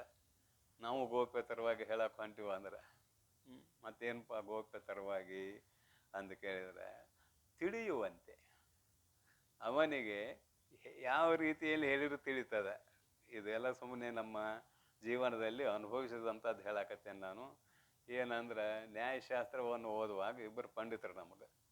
ಒಬ್ಬರು ಭಾಳ ದೊಡ್ಡ ಪಂಡಿತರು, ಇನ್ನೊಬ್ಬರು ಅಸಿಸ್ಟೆಂಟ. ಅವರು ಅಷ್ಟು ದೊಡ್ಡ ಪಂಡಿತರಲ್ಲ, ಆದರೆ ಆ ದೊಡ್ಡ ಪಂಡಿತರಿಗೆ ಶಿಷ್ಯರಿಗೆ ಹೇಗೆ ಹೇಳಿ ತಿಳಿಸ್ಬೇಕು ಅನ್ನೋದು ಗೊತ್ತಿರಲಿಲ್ಲ. ನಮ್ಮ ತಲೆಗೇನು ಇದ್ದಿದ್ದರೆ ನಾವು ಓದಿ ಬಿಡೋದು, ಅದನ್ನು ಓದಿ ಬಿಡೋದು ಅಷ್ಟೇ ಕೆಲಸ. ಹೀಗಾಗಿ ನಾವು ಏನು ಮಾಡ್ತಿದ್ವಿ ಅವರ ಥರ. ನಾವೊಬ್ಬನ ವಿದ್ಯಾರ್ಥಿ ಇಲ್ಲ, ನಾವು ಅನ್ನೋಕೆ ಬಹುವಚನ ಇಲ್ಲ ಇಲ್ಲಿ. ನ್ಯಾಯಶಾಸ್ತ್ರಕ್ಕೆ ನಾವೊಬ್ಬನ ವಿದ್ಯಾರ್ಥಿ ಇದ್ದೆ ನಮ್ಮ ಕಾಲೇಜಿನಲ್ಲಿ. ಅದನ್ನು ತೊಗೊಂಬಂದ ಮತ್ತು ಅಸಿಸ್ಟೆಂಟ್ ಗುರುಗಳಿಗೆ ಮುಂದೆ ನಿವೇದನೆ ಮಾಡ್ತಿದ್ದೇನೆ. ಅದು ಹೆಂಗೆ ಹೇಳಿದ್ರು ಅದು ಯಾಕೋ ಅಷ್ಟು ಸರಿಯಾಗಿ ತಿಳಿಲಿಲ್ಲ. ಅವ್ರು ಭಾಳ ಚಂದ ಹೇಳೋರು ಅದೇ ವಿಷಯವನ್ನೇ. ಟೇಬಲ್ ಮ್ಯಾಗ ಒಂದು 3-4 ಸಾಮಾನು ಇಟ್ಕೊಳ್ಳೋರು. ಅವನ್ನ ಇಟ್ಕೊಂಡು ಇದಕ್ಕಿದಂತಾರೆ, ಇದಕ್ಕಿದಂತಾರೆ, ಇದಕ್ಕಿದಂತಾರೆ, ಇದಕ್ಕಿದಂತಾರೆ ಅಂತೇಳಿ ಅದು ಒಂದೊಂದನ್ನು ಜೋಡಿಸಿ ಅದು ತೆಗೆಯೋದು ಯಾವಾಗ, ಜೋಡಿಸೋದು ಯಾವಾಗ, ಹೀಗೆಲ್ಲ ಇಟ್ಟುಕೊಂಡು ಹೇಳೋರಲ್ಲ. ಆ ದೊಡ್ಡ ಗುರುಗಳು ಹೇಳಿದ್ದು ಅಲ್ಲಿ ನೀರಸ ಆಗಿಬಿಡ್ತೈತೆ. ನಮ್ಗೆ ತಿಳಿಸೋ ಒಂದು ಕಲೆ ಬೇಕು. ಕಲೆ ಇಲ್ಲ ಅಂದ್ರೆ ಅದು ಉಪಯೋಗ ಆಗೋದಿಲ್ಲ. ಅದಕ್ಕಾಗಿ ನೆನಪಾಯಿತು ಇಲ್ಲಿ ಗೋಪ್ಯವಾಗಿ ಅಂದ್ರೆ ಅವನಿಗೆ ತಿಳಿಯುವ ರೀತಿಯಲ್ಲಿ ಹೇಗಾದರೂ ತಿಳಿಯುತ್ತದೆಯೋ. ಇನ್ನು ಉಪದೇಶ ಅಂತೂ ಶಿಷ್ಯ ಪಡಿಲೇಬೇಕು. ಅದಕ್ಕಾಗಿ ಇಲ್ಲಿ ಬಲಕರ್ಣದೊಳು ಅಂತ ಬರೀತಾರೆ. ಶಿಷ್ಯ ಉಪದೇಶವನ್ನು ಪಡೆಯದೆ ಗುರುಗಳಲ್ಲಿ ಕೇಳಬಾರದು. ಶಾಸ್ತ್ರ ಇದೆ, ಸಮಿತ್ಪಾಣಿ, ಸಮಿತ್ಪಾಣಿಯಾಗಿ ಗುರುಗಳ ಬಳಿಗೆ ಹೋಗ್ಬೇಕಂತ ಪೂರ್ವದಲ್ಲಿ ಇದರ ಚಿಂತನೆ ಆಗೈತಿ. ನಾವು ಎಷ್ಟೇ ವಿದ್ಯಾವಂತನಾಗಿದ್ರು ಪ್ರಶ್ನೋಪನಿಷತ್ ನೋಡ್ರಿ ನೀವು, ಸಗುಣ ಬ್ರಹ್ಮ ಸಾಕ್ಷಾತ್ಕಾರ ಮಾಡಿಕೊಂಡಿರುವ ಕೆಲವು ಜನ, 6 ಜನ ಅಲ್ಲಿ ಭಾರದ್ವಾಜಾದಿಗಳು ಅಂತ ಬರ್ತಾರೆ, ಪಿಪ್ಪಲಾದ ಋಷಿಯ ಬಳಿಗೆ ಬಂದು ಸಮಿತ್ಪಾಣಿಗಳಾಗೇ ಬಂದಿದ್ದಾರೆ. ನಾವು ಸಗುಣ ಬ್ರಹ್ಮವನ್ನು ತಿಳಿದಿದ್ದೇವೆ, ಆದರೂ ತಾವು ನಮ್ಮನ್ನು ಶಿಷ್ಯರನ್ನಾಗಿ ಅಂದರೆ ಉಪನಯನ ಪೂರ್ವಕ ಶಿಷ್ಯರನ್ನಾಗಿ ಸ್ವೀಕರಿಸಿ ನಮಗೆ ನಿರ್ಗುಣ ಬ್ರಹ್ಮ ಉಪದೇಶವನ್ನು ಕರುಣಿಸಬೇಕು ಅಂತ ಪ್ರಾರ್ಥನೆ ಮಾಡಿಕೊಂಡ್ರು. ಆವಾಗ ಅವರು ಅದೇ ಪ್ರಕಾರ ಅವರಿಗೆ ಉಪದೇಶ ಕೊಟ್ಟರು ಅಂತ ಅದರ ಅರ್ಥ, ಮತ್ತೇನಿಲ್ಲ. ಅವರಂತಾರೆ ಉಪದೇಶ ಕೊಟ್ಟು, ನೀವು ಸಗುಣ ಬ್ರಹ್ಮ ಸಾಕ್ಷಾತ್ಕಾರ ಮಾಡಿಕೊಂಡರೂ ಕೂಡ 1 ವರ್ಷ ನನ್ನ ಆಶ್ರಮದಲ್ಲಿ ಸೇವಾ ಮಾಡಬೇಕು. 1 ವರ್ಷ. ಆಮೇಲೆ ನೀವು ಪ್ರಶ್ನೆ ಮಾಡಬೇಕು, ನನಗೆ ತಿಳಿದ್ರೆ ಹೇಳ್ತೇನೋ, ತಿಳಿತಿದ್ರೆ ಇಲ್ಲ. ಹಿಂಗಂದಾಗ ಗುರುವಿನಲ್ಲಿ ಶ್ರದ್ಧೆ ಇತ್ತಂದ್ರೆ ಅವ್ರು ಇರ್ತಾರೆ, ಇಲ್ದ್ರೆ ಹೋಗ್ತಾರೆ. ಆದ್ರೆ 6 ಜನ ಉಳಿದ್ರು. ಇದು ಉಪನಿಷತ್ತಿನ ಕತೆ, ಪ್ರಶ್ನೋಪನಿಷತ್ತಿನ ಕತೆ. ಅಂದ್ರೆ ಸಗುಣ ಬ್ರಹ್ಮ ಸಾಕ್ಷಾತ್ಕಾರ ಮಾಡಿಕೊಂಡಿದ್ದರು ಅಂದ್ರೇನು, ಮೊದಲು ಗುರುಗಳನ್ನು ಅವ್ರು ಮಾಡಿಕೊಂಡಿದ್ದರೂ ಕೂಡ ನಿರ್ಗುಣ ಬ್ರಹ್ಮವನ್ನು ತಿಳಿದುಕೊಳ್ಳುವ ಇಚ್ಛೆಯುಳ್ಳವರಾಗಿ ಪಿಪ್ಪಲಾದ ಋಷಿಗಳ ಬಳಿಗೆ ಬಂದಾಗ ಪುನಃ ಶಿಷ್ಯರಾದರು ಅನ್ನುವ ಕತೆ ನಮಗೆ ಕೇಳಿ ಬರ್ತದೆ. ಅದಕ್ಕೆ ಇಲ್ಲಿ ಕರ್ಣದೊಳು ವರೆದನು ಅನ್ನುವಂಥ ಮಾತು ಬರ್ತದೆ. ಗೋಪ್ಯತರಮಾಗಿ ದಕ್ಷಿಣ ಕರ್ಣ ವಿವರದೊಳು ವರೆಬುದು ತತ್ ತ್ವಂ ಅಸಿ, ಇದನ್ನೇ ಹೇಳುದು. ತತ್ ತ್ವಂ ಅಸಿ, ತತ್ ತ್ವಂ ಅಸಿ. ಗುರು ಉಪದೇಶ ಕೊಟ್ಟ ಮೇಲೆ ಏನಂತಾನ, ತ್ವಮೇವ ಅಹಂ ಅಹಮೇವ ತ್ವಂ. ನಾನೇ ನೀನು, ನೀನೇ ನಾನು, ನಾನು ಬೇರೆ ಅಲ್ಲ, ನೀನು ಬೇರೆ ಅಲ್ಲ ಹೇಳುವಾಗ ಅಷ್ಟೇ. ತತ್ ತ್ವಂ ಅಸಿ, ಆ ಪರಬ್ರಹ್ಮವೇ ನೀನು ಇದ್ದಿ. ಆ ಪರಬ್ರಹ್ಮವೇ ನೀನು ಇದ್ದಿ ಅಂದಮೇಲೆ ಇವನು ಪರಬ್ರಹ್ಮ ಆಗಿದ್ದಾನೆ. ಆದುದರಿಂದ ತ್ವಮೇವ ಅಹಂ ಅಹಮೇವ ತ್ವಂ, ಇದು ಗುರು ಉಪದೇಶ ಮಾಡುವುದು ಕರ್ಣದಲ್ಲಿ ಅಂತ ಬರೆದಾರ. ಅಂದ್ರೆ ಬಲಗಡೆ ಕಿವಿಯಾಗ ಊದ್ಬೇಕು. ಇದು ಗುರುವಿನ ಶ್ರೀಮುಖದಿಂದ ಈ ಮಹಾವಾಕ್ಯವು ನಮ್ಮ ಕರ್ಣದಲ್ಲಿ ಬಿದ್ದಾಗಲೇ ತತ್ವ ಸಾಕ್ಷಾತ್ಕಾರ ಆಗ್ತದ ಅನ್ನುವ ಅಭಿಪ್ರಾಯ ಇಲ್ಲಿ ಮೂಡಿ ಬರ್ತದೆ. ಹಾಗೆ ನಾವು ಹೇಳ್ತೀವಿ ಕೇಳ್ತೀವಿ ಅಂದರೆ ಇದು ಅಷ್ಟಲ್ಲ. ಶಿಷ್ಯ ಆಗಿ ಗುರು ಬಳಿಯಲ್ಲಿ ಎದ್ದು ಆಪ್ತಾಂಗಸ್ಥಾನ ಸದ್ಭಾವಾದಿ ಸೇವೆಗಳನ್ನು ಮಾಡಿ ತತ್ವವನ್ನು ತಿಳಿದರೆ ಅದು ಸಾರ್ಥಕ ಆಗ್ತದ. ಅದಕ್ಕೂ ಒಂದು ಕತೆ ಐತಿ. ಹಂಗಂದ್ರೆ ಏನು ಅಂದ್ರೆ 2 ಮಾತಿನಾಗ ಅದನ್ನು ಹೇಳ್ತೇನೆ. ಇದು ಬರೆಯುವುದು ದಕ್ಷಿಣ ಕರ್ಣ ವಿವರದಳು ಕರುಣ ರಸಾರ್ಧ ಭಾವನೆಯಿಂದ. ಕರುಣ ರಸ ಆರ್ಧ, ಕರುಣ ರಸದಿಂದ ಗುರುವಿನ ಅಂತಃಕರಣ ಆರ್ದ್ರ ಆಗಿದೆ. ಆರ್ದ್ರ ಆಗಿದ್ರೆ ಬಹಳ ಮೃದುವಾಗಿದೆ ಅನ್ನುವ ಅರ್ಥ.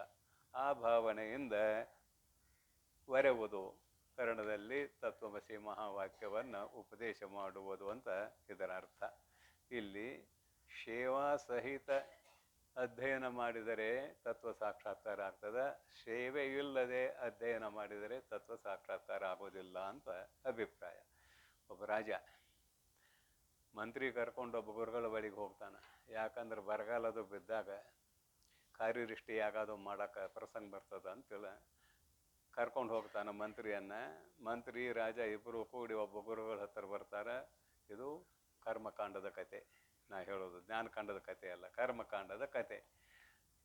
ರಾಜ ಭಾಳ ಉದಾರಿ ಇದ್ದ. ಪ್ರಜೆಗಳಿಗೆ ಅನಾನುಕೂಲ ಆಗಬಾರ್ದು. ಯಜ್ಞ ಯಾಗಾದಿಗಳನ್ನು ಮಾಡುವಾಗ ಕಾರ್ಯದೃಷ್ಟಿ ಯಾಗ ಮಾಡೋ ಪ್ರಸಂಗ ಒಂದು ಬರ್ತದೆ ಬಿದ್ದಾಗ. ಅದನ್ನು ತಿಳ್ಕೊಂಡ್ರೆ ಒಳ್ಳೇದಾಗ್ತದೆ ಅನ್ನುವ ಭಾವನೆಯಿಂದ ಬಂದರು. ಗುರುವಿನ ಹತ್ತಿರ ಇಬ್ಬರು ಕೂಡಿ ಬಂದರು. ಯಾಕೆ ಏನು ಎಲ್ಲ ಹೇಳಿ ಆಯಿತು. ಹೀಗೆ ನಾವು ಯಜ್ಞದ ಪ್ರಕ್ರಿಯೆಗಳನ್ನು ಕಲಿಯಲಿಕ್ಕೆ ಬಂದಿದ್ದೇವೆ, ದಯವಿಟ್ಟು ನಮಗೆ ತಾವು ಯಜ್ಞ ಮಾಡುವ ಅಂದ್ರೆ ನಚಿಕೇತನು ಕೇಳಿದಾನ ಅಗ್ನಿವಿದ್ಯೆಯನ್ನು ನಮಗೆ ಕರುಣಿಸಬೇಕು ಅಂದರು. ಯಾಕಾಗಬಾರ್ದು ಅಂತ ಒಪ್ಪಿಕೊಂಡವರು ಇಬ್ಬರು ಉಳಿದ್ರು.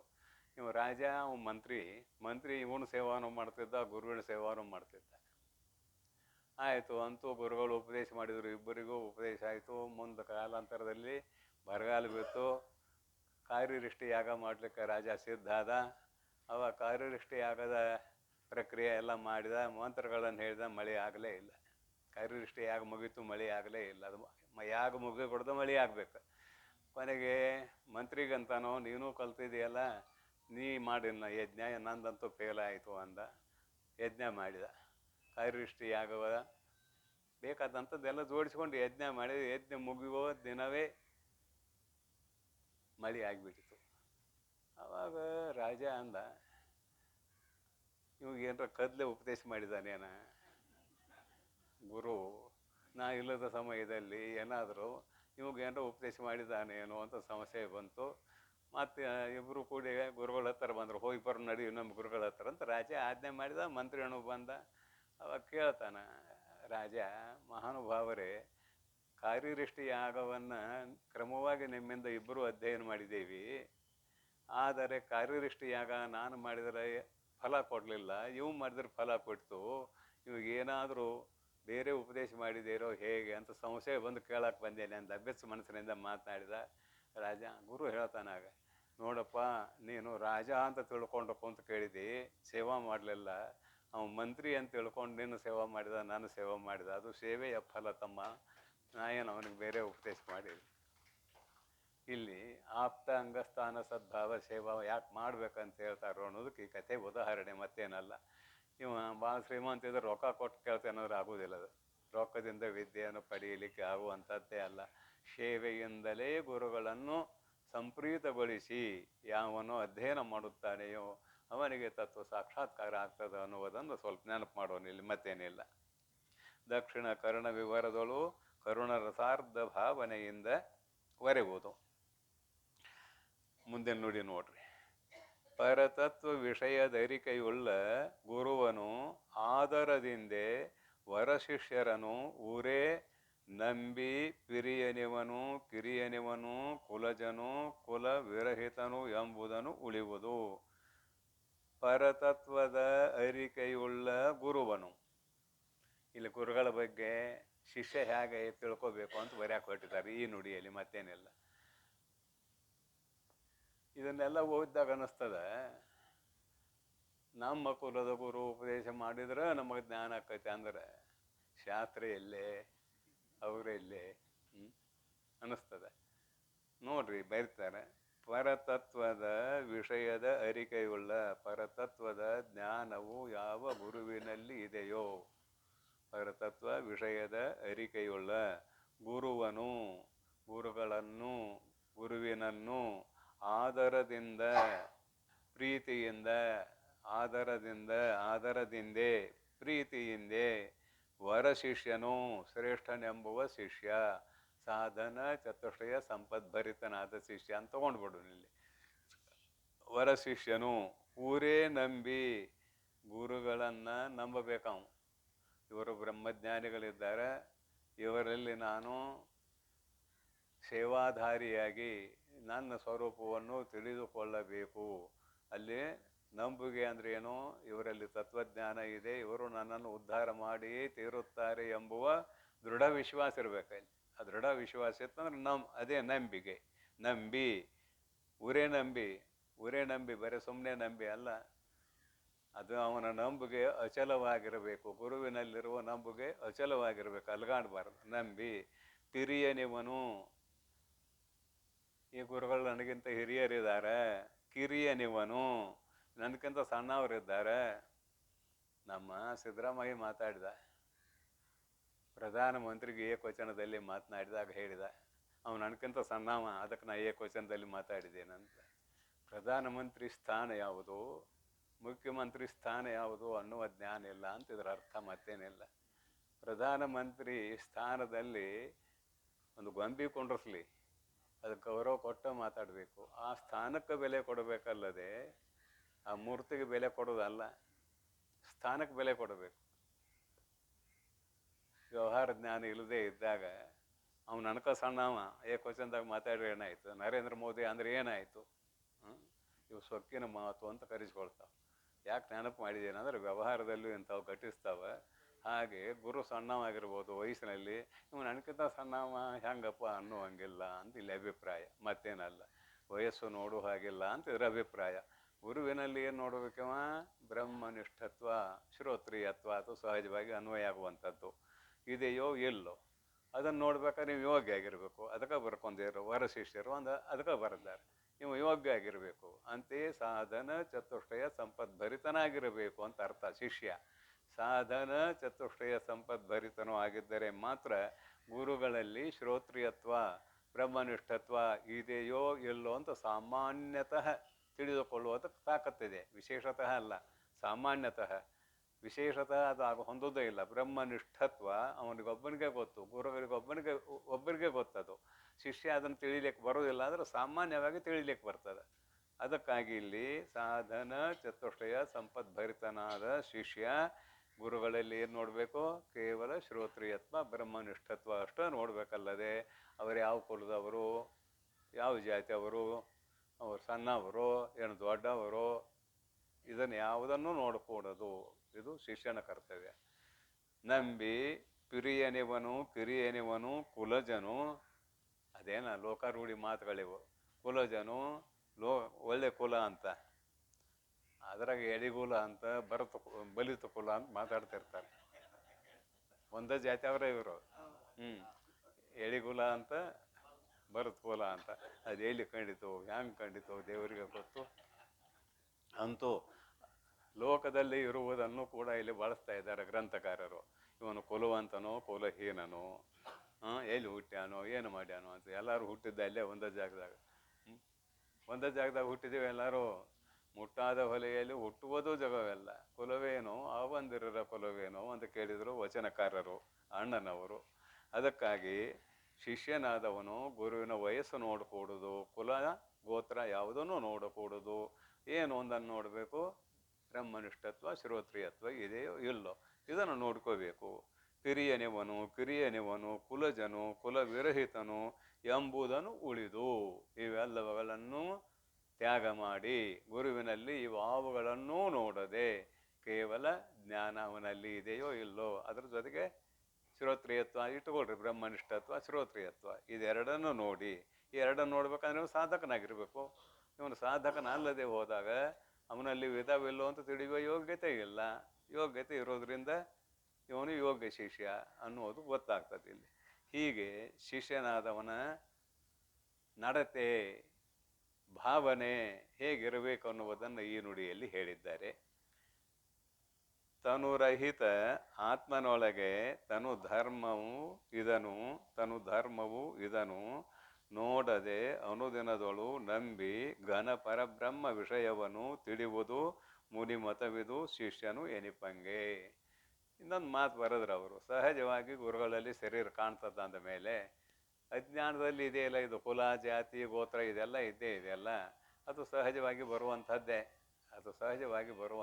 ಅದನಂತರ ಇಲ್ಲಿ ಗುರುಗಳು ತನುರಹಿತ, ಈಗ ಜ್ಞಾನ ಅಂತ ಹಿಂದೆ ಯಾಕೆ ವ್ಯಾಖ್ಯಾನ ಮಾಡಿದೆ ಅಂದರೆ ಜ್ಞಾನಕ್ಕೆ ಗುರು ಅನ್ನಬೇಕು ಅನ್ನುವುದನ್ನು ಈ ಪೂರ್ವದಲ್ಲಿ ವ್ಯಾಖ್ಯಾನ ಮಾಡಿ ಆಯ್ತಲ್ಲ.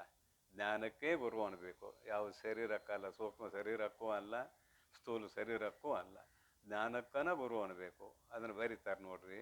ಪರತತ್ವ ವಿಷಯದ ಅರಿಕೆಯುಳ್ಳ ಗುರುವನು ಆಧಾರದಿಂದ ಆಯ್ತಲ್ಲ. ತನುರಹಿತ ಆತ್ಮನೊಳಗೆ, ತನುರಹಿತ ಸ್ಥೂಲ ಶರೀರವೂ ಇಲ್ಲ, ಸೂಕ್ಷ್ಮ ಶರೀರವೂ ಇಲ್ಲ, ಕಾರಣ ಶರೀರವೂ ಇಲ್ಲ. ಅಂದ್ರೆ ಅವಿದ್ಯೆ ಇಲ್ಲ ಅಂತ. ಕಾರಣ ಶರೀರವೂ ಇಲ್ಲ ಯಾರಲ್ಲಿ? ಆತ್ಮನಲ್ಲಿ. ಆತ್ಮತತ್ವದಲ್ಲಿ ಇದ್ಯಾವುದೂ ಇಲ್ಲ. ಗುರು ಹೇಗಿದ್ದಾನಂದ್ರೆ ಆತ್ಮಸ್ವರೂಪವೇ ಆಗಿದ್ದಾನೆ. ತನುರಹಿತ ಆತ್ಮನೊಳಗೆ ತನು ಧರ್ಮ ಯಾವುದು ಅಂದರೆ ಲೋಕದಲ್ಲಿರುವಂಥದ್ದು ಕುಲ ಜಾತಿ ಗೋತ್ರ, ಹುಟ್ಟುವುದು ಸಾಯುವುದು, ಇವೆಲ್ಲ ತನು ಧರ್ಮವು ಇದನ್ನು ನೋಡದೆ, ವಿಚಾರ ಮಾಡಿ ನೋಡದೆ, ಅನುದಿನದೊಳು ಪ್ರತಿನಿತ್ಯ ನಂಬಿ. ಇಲ್ಲಿ ಘನ ಪರಬ್ರಹ್ಮ ಅಂದ್ರೆ ನೋಡ್ರಿ, ಬರೀ ಪರಬ್ರಹ್ಮ ಅಲ್ಲಿಲ್ಲ, ಘನ ಪರಬ್ರಹ್ಮ ಪ್ರಾಸ ಬೇಕಾದದ್ದಕ್ಕೆ ಅನ್ನೊಂದು ಹಾಕಿದ್ರು. ಘನ ಪರಬ್ರಹ್ಮ ಅಂದರೂ ಅದೇ, ಘನ ಅಂದರೂ ಅದೇ, ಗಟ್ಟಿ ಅಂತ ಅಖಂಡ ಪರಬ್ರಹ್ಮ, ಘನ ಪರಬ್ರಹ್ಮ ವಿಷಯವನ್ನು ನಮಗೇನಂದ್ರೆ ಬ್ರಹ್ಮಬೋಧೆ ಇಲ್ಲಿ ವಿಷಯವನ್ನು ತಿಳಿಯುವುದು ಶಿಷ್ಯನಾದವನ ಕರ್ತವ್ಯ. ಇದು ತಿಳಿಯುವುದು. ಮುನಿ ಮತವಿದು ಶಿಷ್ಯ ನೆನಪಂಗೆ. ಶಿಷ್ಯನು ಎನ್ನುವವನಿಗೆ ಮುನಿಗಳು ಆಚರಿಸಿಕೊಂಡು ಬಂದಿರುವ ಸಂಪ್ರದಾಯ ಮುನಿ ಮತವಿದು. ಇದು ಸಂಪ್ರದಾಯ. ಕೇನೋಪನಿಷತ್ನಲ್ಲಿ ಹೇಳ್ತಾರೆ, ನಮ್ಮ ಗುರುಗಳು ನನಗೆ ಹೇಗೆ ಹೇಳಿದ್ದಾರೆಯೋ ಹಾಗೆ ನಾನು ನಿಮಗೆ ಹೇಳುತ್ತಿದ್ದೇನೆ. ನಾನೇ ಹೇಳ್ತೇನೆ ಅನ್ನೋದಿಲ್ಲ ಅವರು. ನಮ್ಮ ಗುರುಗಳು ನಮಗೆ ಹೇಗೆ ಹೇಳಿದ್ದಾರೆಯೋ ಅಥವಾ ನನಗೆ ಹೇಗೆ ಹೇಳಿದ್ದಾರೆಯೋ ಹಾಗೆ ನಾನು ನಿಮಗೆ ಹೇಳುತ್ತಿದ್ದೇನೆ. ಯಾಕಂದರೆ ಬ್ರಹ್ಮತತ್ವ ಶಬ್ದಕ್ಕೆ ವಿಷಯ ಅಲ್ಲ. ವಿಷಯ ಅಲ್ಲದರಿಂದ ಅದು ಕಾರ್ಯ ಪ್ರಪಂಚಕ್ಕಿಂತಲೂ ಬೇರೆ, ಕಾರಣ ಪ್ರಪಂಚಕ್ಕಿಂತಲೂ ಬೇರೆ. ನೀನು ಕೇಳಿದ್ದು ನಮ್ಮ ಗುರುಗಳು ನಮ್ಗೆ ಹೆಂಗೆ ಹೇಳಿದರು, ಅದು ಕಾರ್ಯ ಪ್ರಪಂಚಕ್ಕಿಂತಲೂ ಬೇರೆ ಇದೆ, ಕಾರಣ ಪ್ರಪಂಚಕ್ಕಿಂತಲೂ ಬೇರೆ ಇದೆ ನೋಡಪ್ಪ ನೀ ಕೇಳಿದ ತತ್ವ ಅಂದರು. ಮುಂದೆ ಹೇಳ್ತಾರೆ ಅವಾಗ ತಿಳಿತೋ ಇಲ್ಲೋ ಅಂತ ಇಷ್ಟು ಹೇಳಿ ಪರೀಕ್ಷೆ ಮಾಡಿದ್ರು. ಅದೆಲ್ಲ ಮಾತು ತದ್ವಿದಿತ ತಥೋ ವಿದಿತ ತದ್ಧಿ ಅನ್ನುವ ಮಂತ್ರದ ಅರ್ಥ ಇದು. ತಿಳಿದಿರುವ ಪ್ರಪಂಚಕ್ಕಿಂತಲೂ ಬೇರೆ, ತಿಳಿಯದೇ ಇರುವ ಅಜ್ಞಾನ ರೂಪ ಕಾರಣ ಪ್ರಪಂಚಕ್ಕಿಂತಲೂ ಬೇರೆ ಅಂತ ಹೇಳಿದರು. ಮುಂದಂದರು ಇನ್ನೊಂದೆರಡು ಮಾತು ಹೇಳಿದರು. ಅದು ನೀನು ಕೇಳಿದ ವಿಷಯ ಯಾರ ಆಜ್ಞೆಯ ಮೇರೆಗೆ ಇಂದ್ರಿಯಗಳು, ಮನಸ್ಸು, ಬುದ್ಧಿ ಮೊದಲಾದವುಗಳು ತಮ್ಮ ತಮ್ಮ ವಿಷಯದಲ್ಲಿ ಪ್ರವೇಶ ಮಾಡುತ್ತವೆ ಅಂತ ಕೇಳಿದ್ದವ. ಅದಕ್ಕೆ ಉತ್ತರ ಹೇಳಕತ್ತಾರೆ. ಅದು ಬಿಡಾಕು ಬರೋದು ಅಲ್ಲ, ತಗೊಳಕ್ಕೂ ಬರೋದು ಅಲ್ಲ ಅಂತ ಹೇಳಿದ್ದಾರೆ ನಮ್ಮ ಗುರುಗಳು. ಬಿಡಲಿಕ್ಕೆ ಬರುವುದೂ ಅಲ್ಲ, ತೆಗೆದುಕೊಳ್ಳಲಿಕ್ಕೆ ಬರುವುದೂ ಅಲ್ಲ. ಹಾನೋಪಾದಾನ ರಹಿತವಾದದ್ದೇ ಅದು ಅಂತ ನಮ್ಮ ಗುರುಗಳು ಹೇಳ್ಯಾರ. ಹಾನ ಅಂದರೆ ಬಿಡುದು, ಉಪಾದಾನ ಅಂದರೆ ತೆಗೆದುಕೊಳ್ಳೋದು. ಹಾನೋಪಾದಾನ ರಹಿತವಾದದ್ದೇ ನೀನು ಕೇಳಿದ್ದು ಅಂತ ನಮ್ಮ ಗುರುಗಳು ಹೇಳ್ಯಾರಪ್ಪ. ಅವ್ರು ಹೇಳಿದ್ದನ್ನು ಹೇಳಕತ್ತಿದ್ದೀನಿ ಅಂದ್ರೆ ಅವರು. ಯಾಕಂದರೆ ಎದುರಿಟ್ಟು ತೋರ್ಸಕ್ಕೆ ಬರೋದಿಲ್ಲ, ಶಬ್ದಕ್ಕೆ ವಿಷಯ ಅಲ್ಲ. ಹೀಗಾದಾಗ ಶಿಷ್ಯ ಉನ್ನತ ಮಟ್ಟದಾಗಿದ್ರೆ ತಿಳಿತಾನವ ಏನಂದ್ರೆ ನನ್ನ ಸ್ವರೂಪಕ್ಕಿಂತಲೂ ಭಿನ್ನವಾದದ್ದನ್ನು ಬಿಡಲಿಕ್ಕೂ ಬರುತ್ತದೆ, ತೆಗೆದುಕೊಳ್ಳಲಿಕ್ಕೂ ಬರುತ್ತದೆ. ಈ ಶರೀರ ಬಿಡಕ್ಕೆ ಬರ್ತದೆ. ಈ ಶರೀರ ಬಿಟ್ಟು ಅಂದ್ರೆ ಸೂಕ್ಷ್ಮ ಶರೀರ ಎಲ್ಲಿ ಹೋಗ್ತದೆ. ಇದು ಬಿಡಾಕು ಬರ್ತದೆ, ತಗೊಳಕ್ಕೂ ಬರ್ತದೆ. ಉದಾಹರಣೆ ಅಷ್ಟೇ. ಈಗ ಮತ್ತೊಂದು ವಸ್ತು ನಮಗಿಂತಲೂ ಭಿನ್ನವಾದ ವಸ್ತು ತಗೊಳಕ್ಕೂ ಬರ್ತದೆ, ಬಿಡಲಿಕ್ಕೂ ಬರ್ತದೆ. ಆವಾಗ ಶರೀರ ಅಂತ ಬಂತು, ನಮಗಿಂತ ಭಿನ್ನ ಅಂದಾಗ ಈ ಶರೀರ ನಾವು ಅರಿತೇವೆ. ಇದನ್ನು ಬಿಡಲಿಕ್ಕೂ ಬರ್ತದೆ, ತೊಗೊಳ್ಲಿಕ್ಕೂ ಬರ್ತದೆ ಅಂದ್ರೆ ಪುಣ್ಯ ಪಾಪ ಕರ್ಮಕ್ಕೆ ಅಧೀನವಾಗಿ ತೊಗೊಳ್ಲಿಕ್ಕೆ ಬರ್ತದೆ ಅಂತ ಅನ್ವಯ ಮಾಡಿಕೊಳ್ಳೋಣ ಇಲ್ಲಿ. ಹಾಗಾದ್ರೆ ಈ ಶರೀರವೂ ಅಲ್ಲ ಅಂತ ಆಯಿತು. ಬಿಡಾಕು ಬರ್ತದೆ, ತೊಗೊಳಕ್ಕೂ ಬರ್ತದೆ. ಹಾಗಾದ್ರೆ ಯಾವುದು ಅಂದರೆ ನನ್ನ ಸ್ವರೂಪವನ್ನು ನನಗೆ ಎಂದೂ ಬಿಡಲಿಕ್ಕೆ ಬರುವುದಿಲ್ಲ, ಮತ್ತು ತೆಗೆದುಕೊಳ್ಳಲಿಕ್ಕೂ ಬರುವುದಿಲ್ಲ. ಹಾಗಾದರೆ ಅಖಂಡ ಚೈತನ್ಯವೇ ಇದೆಲ್ಲಕ್ಕೂ ಪ್ರೇರೇಪಕ ಅಂತ ಯಾವ ತಿಳ್ಕೊಳ್ತಾನೆ ಅವಾಗ ಜ್ಞಾನ ಆಗ್ತದೆ, ಅವನು ಮುಕ್ತನಾಗ್ತಾನೆ. ಮತ್ತು ತಿಳ್ಕೊಳ್ಳದೆ ಇದ್ರೆ ಮತ್ತು ಗುರುವಿನ ಬಳಿಗೆ ಹೋಗು, ಆಪ್ತಾಂಗ ಸ್ಥಾನ ಸದ್ಭಾವ ಸೇವೆ ಮಾಡು, ಮತ್ತು ಮೊದಲಿನಿಂದ ಬಾ. ಫೇಲ್ ಆಯ್ತು ಅಂದ್ರೆ ಮತ್ತೆ ಮೊದಲಿನಿಂದ ಓದು ಅನ್ನಂಗಿದು. ಎಲ್ಲಿ ಸೂಕ್ಷ್ಮತೆ ಏನಿದೆ ಅಂತ ಕೇಳಿದರೆ ಉದ್ಧಾರ ತಂದು ತಾನೇ ಮಾಡ್ಕೋಬೇಕು. ಗುರುಗಳು ಇಲ್ಲಿ ಉದ್ಧಾರ ಮಾಡೋರಲ್ಲ, ಅಲ್ಲಿವರೆಗೆ ಕರ್ಕೊಂಡು ಹೋಗ್ತಾರೆ. ಆಮೇಲೆ ಅದು ಅವನ ಕರ್ತವ್ಯ ಇದೆ. ಹೀಗಾಗಿ ಶಿಷ್ಯನಾದವನಲ್ಲಿ ನಂಬಿಕೆ ಭಾಳ ಮುಖ್ಯ. ಘನಪರಬ್ರಹ್ಮ ವಿಷಯವನ್ನು ಮುನಿ ಮತವೆಂದು ಶಿಷ್ಯ ನೆನಪಂಗೆ, ತಿಳಿಯುವುದು ಶಿಷ್ಯ ನೆನಪಂಗೆ. ಮುನಿ ಮತ ಅನ್ನೋದನ್ನು ಹೇಳೀನಿ ಈಗ ನಾ. ಪರಂಪರಾಗತವಾಗಿ ಬಂದದ್ದು, ನಾನು ಹೇಳಿದೆ ಅನ್ನುವ ಅಧಿಕಾರ ಇಲ್ಲವೇ ಇಲ್ಲ. ನೀವು ಯಾವುದಾರು ಉಪನಿಷತ್ ತೆಗೆದು ನೋಡ್ರಿ, ನಾನು ಹೇಳಿದೆ ಅನ್ನುವ ಅಧಿಕಾರ ಇಲ್ಲೇ ಇಲ್ಲ. ನಮ್ಮ ಗುರುಗಳು ನಮ್ಗೆ ಹೇಗೆ ಹೇಳಿದ್ರು ಅದನ್ನು ನಾವು ನಿಮಗೆ ಹೇಳ್ತಾ ಇದ್ದೇವೆ. ಬ್ರಹ್ಮಜ್ಞಾನಿಗಳು ಹಿಂಗೆ ಹೇಳಿದರು ಅದನ್ನು ನಾನು ನನಗೆ ಹೇಳ್ತಾ ಇದ್ದೇನೆ ಅಂತ ಯಾಜ್ಞವಲ್ಕ್ಯರು ಗಾರ್ಗಿಗೆ ಹೇಳಿದಂತಹ ವಿಷಯ ಮಾನ್ಯ ಒಂದಿನ ನೆನಪು ಮಾಡಿದ್ದೀವಿ. ಅದು ನೀ ಕೇಳಿದ್ಯಾವುದು, ಆಕಾಶವು ಯಾವುದಲ್ಲಿ ಓತಪ್ರೋತವಾಗಿದೆ ಅಂತ ಕೇಳಿದೆಯಲ್ಲ, ಅದು ದೀರ್ಘ ಅಲ್ಲ, ಹ್ರಸ್ವ ಅಲ್ಲ, ಅಣು ಅಲ್ಲ, ಮಹತ್ ಅಲ್ಲ, ಉದ್ದ ಅಲ್ಲ, ಗಿಡ್ಡ ಅಲ್ಲ, ಗುಂಡಗ ಅಲ್ಲ, ಚೌಕ ಅಲ್ಲ, ಅದು ಯಾವುದೂ ಅಲ್ಲ ಅಂತ ಬ್ರಹ್ಮಜ್ಞಾನಿಗಳು ಹೇಳಿದ್ದಾರೆ. ಅದರಲ್ಲಿ ಇದು ಓತಪ್ರೋತವಾಗಿದೆ ಅಂತ ಬ್ರಹ್ಮಜ್ಞಾನಿಗಳು ಹೇಳಿದ್ದಾರೆ, ನಾನು ಹೇಳುವುದಿಲ್ಲ ಅಂತ ಹೇಳಿದಾಗ ಆಕೆ ಅಂದಳು, ಯಾವಾಗೂ ಸೋಲಿಸ್ಲಿಕ್ಕೆ ಆಗೋದಿಲ್ಲ, ಬ್ರಹ್ಮಜ್ಞಾನ ಅಂತ ಒಪ್ಕೊಂಡ್ಬಿಡ್ರಿ ಅಂದಲಿ. ಇದು ಕತೆ ಬಂದದ್ದು. ಇಲ್ಲಿ ತನ್ನ ಸ್ವರೂಪ ನನಗಿಂತಲೂ ಭಿನ್ನ ಅಲ್ಲ, ಬಿಡಾಕು ಬರೋದಿಲ್ಲ, ತಗೊಳ್ಲಿಕ್ಕೂ ಬರೋದಿಲ್ಲ, ಅದುವೇ ನಿನ್ನ ಸ್ವರೂಪ. ಅದರ ಆಜ್ಞೆಯ ಮೇರೆಗೆ ಈ ಶರೀರದ ಎಲ್ಲ ವ್ಯವಹಾರಗಳು ನಡೆಯುತ್ತಿವೆ ಅಂತ ಕೊನೆಗೆ ಫಲಿತಾರ್ಥ. ಇಷ್ಟಾದಾಗ ನೋಡ್ರಿ ಇಲ್ಲಿ ಅಂದರು, ಮುನಿ ಮತವಿದು ಶಿಷ್ಯನು ಎನಿಪಂಗೆ. ಶಿಷ್ಯನು ಎನಿಪಂಗೆ ಇದು ಮುನಿ ಮತ ಅಂದ್ರೆ ಸಂಪ್ರದಾಯ ಅಂತ ಅಭಿಪ್ರಾಯ. ಅವರಿವರೆನ್ನದೇ ಪರತತ್ವವನ್ನು ತಿಳಿದವರನೇ ಬಲವಿಡಿದು ಒಲವಿಂದ ತವೇ ತನ್ನ ನಿಜವನು ಅರಿವುದು ಅನುಮತವಿದು ಸುವಿಚಾರಿ ಶಿಷ್ಯ ನೆನಿಪಂಗೆ. ಶಿಷ್ಯ ನೆನೆಸುವಂಗೆ. ಇಲ್ಲಿ ಅವರಿವರೆನ್ನದೇ ಅದ ಮತ್ತು ಅದೇ ನುಡಿನ. ಇವರು ಅವರು ಇವರು ಅಂದ್ರೆ ಆ ಜಾತಿ ಈ ಜಾತಿ ಇಲ್ಲಿ ಏನು ತರುವಂಥದ್ದಿಲ್ಲ. ಅವರು ಇವರು ಎನ್ನದೆ ಅಲ್ಲಿ ಯಾವುದನ್ನು ನೋಡುವಂಗಿಲ್ಲ, ಜ್ಞಾನ ಒಂದ ನೋಡುವುದು. ಅವರು ಇವರು ಎನ್ನದೆ ಪರತತ್ವವನ್ನು ತಿಳಿದು ಪರತತ್ವವನ್ನು ತಿಳಿದು ಅವರನೇ ಬಲವಿಡಿದು ಅವರನೇ ಬಲವಿಡಿದು ಅಂದ್ರೆ ಬಳಿವಿಡಿದು ಅಂತ ಅರ್ಥ ಮಾಡೋಣ. ಅವರನ್ನೇ ಬಲವಿಡಿದು ಅವರ ಸಮೀಪದಲ್ಲಿಯೇ ಇದ್ದುಕೊಂಡು ಅವರನ್ನೇ ಬಲವಿಡಿದು, ದೂರಲ್ಲ, ಎಂದೋ ಒಂದಿನ ಕೇಳಿ ಎಂದೋ ಒಂದಿನ ಬಂದ ಮತ್ತೊಂದೆರಡು ದಿನ ಹಾಗಾದ್ರೆ ಆಗೋದಲ್ಲಿದು. ಅಲ್ಲೇ ಇದ್ದುಕೊಂಡು ಬಲವಿಡಿದು ಒಲವಿಂದ ಪ್ರೀತಿಯಿಂದ ತವೆ ಚೆನ್ನಾಗಿ ತನ್ನ ನಿಜವನ್ನು ಅರಿಬೋದು, ತನ್ನ ಯಥಾರ್ಥವಾದ ಸ್ವರೂಪವನ್ನು ಅರಿಬೋದು ಅನುಮತವಿದು ಶಿಷ್ಯನೆನಿಪಂಗೆ, ಸುವಿಚಾರಿ ಶಿಷ್ಯನೆನಿಪಂಗೆ ಅನುಮತವಿದು. ಸುವಿಚಾರಿಯಾದಂತಹ ಶಿಷ್ಯನು ಎನ್ನುವವನಿಗೆ ಇದು ಅನುಮತವಿದು ಅಂದರೆ ಆಚಾರದಲ್ಲಿ ಇಟ್ಟುಕೊಳ್ಳುವಂಥದ್ದು, ಒಂದು ಕಡೆ ಆಗುವಂಥದ್ದು ಅಂತ ಅಭಿಪ್ರಾಯ. ಶಿಷ್ಯನೆನಿಪಂಗೆ ಅನುಮತವಿದು. ಕೊನೆ ನುಡಿಯಲ್ಲಿ ಹೇಳ್ತಾರೆ, ಪರಮ ವಿರಕ್ತಿಯೊಂದನೇ ಪರೀಕ್ಷಿಸುವನು ಗುರು ಶಿಷ್ಯರಳು, ಜಾತಿ ಕುಲ ವಿದ್ಯಾ ವರಗುಣ ಗಣವನು ಆರೈವನೇ, ತನು ಧರ್ಮದ ಇರವು ಎಂದು ತಿಳಿದು ಅವನೆಲ್ಲವ. ಈಗ ಗುರುವನು ಕೂಡ ಶಿಷ್ಯ ಯಾವ ಜಾತಿಯವ, ಯಾವ ಕುಲದವ, ಯಾವ ಗೋತ್ರದವ ಅಂತ ನೋಡುವ ಹಾಗಿಲ್ಲ, ಅದನ್ನು ಬರೀತಾರೆ. ಅದೇ ಮೊದಲೇ ಹೇಳಿದ್ದು, ನನ್ನ ಸ್ವರೂಪವೇ ಶಿಷ್ಯ, ಅವನಲ್ಲಿ ವಿದ್ಯೆ ಇದೆ, ಇವನಲ್ಲಿ ನನ್ನಲ್ಲಿ ವಿದ್ಯೆ ಇಲ್ಲ, ಅದಕ್ಕಾಗಿ ಇಲ್ಲಿ ಬೋಧಕ ಭಾವ ಅನ್ನೋದನ್ನು ಮೊದಲೇ ಹೇಳಿ ಆಗೈತಿ. ಈಗ ಮತ್ತೆ ಸ್ಪಷ್ಟಪಡಿಸ್ತಾರೆ ಗುರುಗಳು, ಪರಮ ವಿರಕ್ತಿಯೊಂದನೇ ಪರೀಕ್ಷಿಸುವನು ಗುರು ಶಿಷ್ಯರಳು. ಶಿಷ್ಯರಲ್ಲಿ ಗುರು ಏನು ಪರೀಕ್ಷೆ ಮಾಡ್ತಾನಂದ್ರೆ ಪರಮ ವೈರಾಗ್ಯ ಇದೆಯೋ ಇಲ್ಲವೋ. ಅದೇ ಮತ್ತಲ್ಲಿ ನಚಿಕೇತ ನೆನಪು ಮಾಡ್ರಿ, ಇಲ್ಲೇ ಮೈತ್ರಿ ನೆನಪು ಮಾಡ್ರಿ. ಕೇವಲ ದೃಢವಾದ ವೈರಾಗ್ಯ ಇದ್ರೆ ಉಳಿದು ಎಲ್ಲ ಅದ್ರ ಬೆನ್ನು ಹತ್ತಿ ಬಂದಿರ್ತಾವೆ, ಅದ್ರ ಬೆನ್ನು ಹತ್ತಿ ಬಂದಿರ್ತಾವೆ. ಅದಕ್ಕಾಗಿ ಪರಮ ವಿರಕ್ತಿಯೊಂದನೇ ಗುರುವು ಪರೀಕ್ಷಿಸುವನು ಶಿಷ್ಯರಳು. ಮತ್ತೇನಂದ್ರೆ ಜಾತಿ, ಅವನ ಜಾತಿ ಯಾವುದು, ಕುಲ ಯಾವುದು, ವಿದ್ಯಾ ಅವ ಎಷ್ಟು ಓದಿದಾನು, ಏನು ಮಾಡಿದಾನು, ಅದನ್ನು ಕೂಡ ಏನು ಇಲ್ಲಿ ಕೆಲಸ ಇಲ್ಲ. ಯಾವುದು ಲೌಕಿಕ ವಿದ್ಯೆ, ಇದು ಆತ್ಮವಿದ್ಯೆ ಅಲ್ಲ. ಯಾಕಂದ್ರೆ ಸನತ್ ಕುಮಾರ್ ಮಹರ್ಷಿಗಳು ನಾರದನನ್ನು ಕುರಿತು ಕೇಳ್ತಾರೆ, ನೀ ಯಾವ ಬಂದು ಕೇಳ್ಕೊಂಡು ಅದನ್ನೆಲ್ಲ ಹಿಂದಿನ ಕತೆ ಬಿಡ್ರಿ. ನಾರದ ಮಹರ್ಷಿನ ಕೇಳ್ತಾರೆ, ಏನಂತಾರೋ, ನೀ ಏನೇನು ತಿಳ್ಕೊಂಡು ಬಂದಿದ್ದೆ ಅದನ್ನು ನನಗೆ ಹೇಳು, ಆಮೇಲೆ ನಿನಗೆ ನಾ ಏನು ಹೇಳ್ಬೇಕು ಅನ್ನೋದನ್ನು ಹೇಳ್ತೀನಿ ಅಂದಾಗ ನಾರದ ಮಹರ್ಷಿ ಅವ 64 ವಿದ್ಯೆ ಎಲ್ಲ ಬಲ್ಲಿದ್ದ,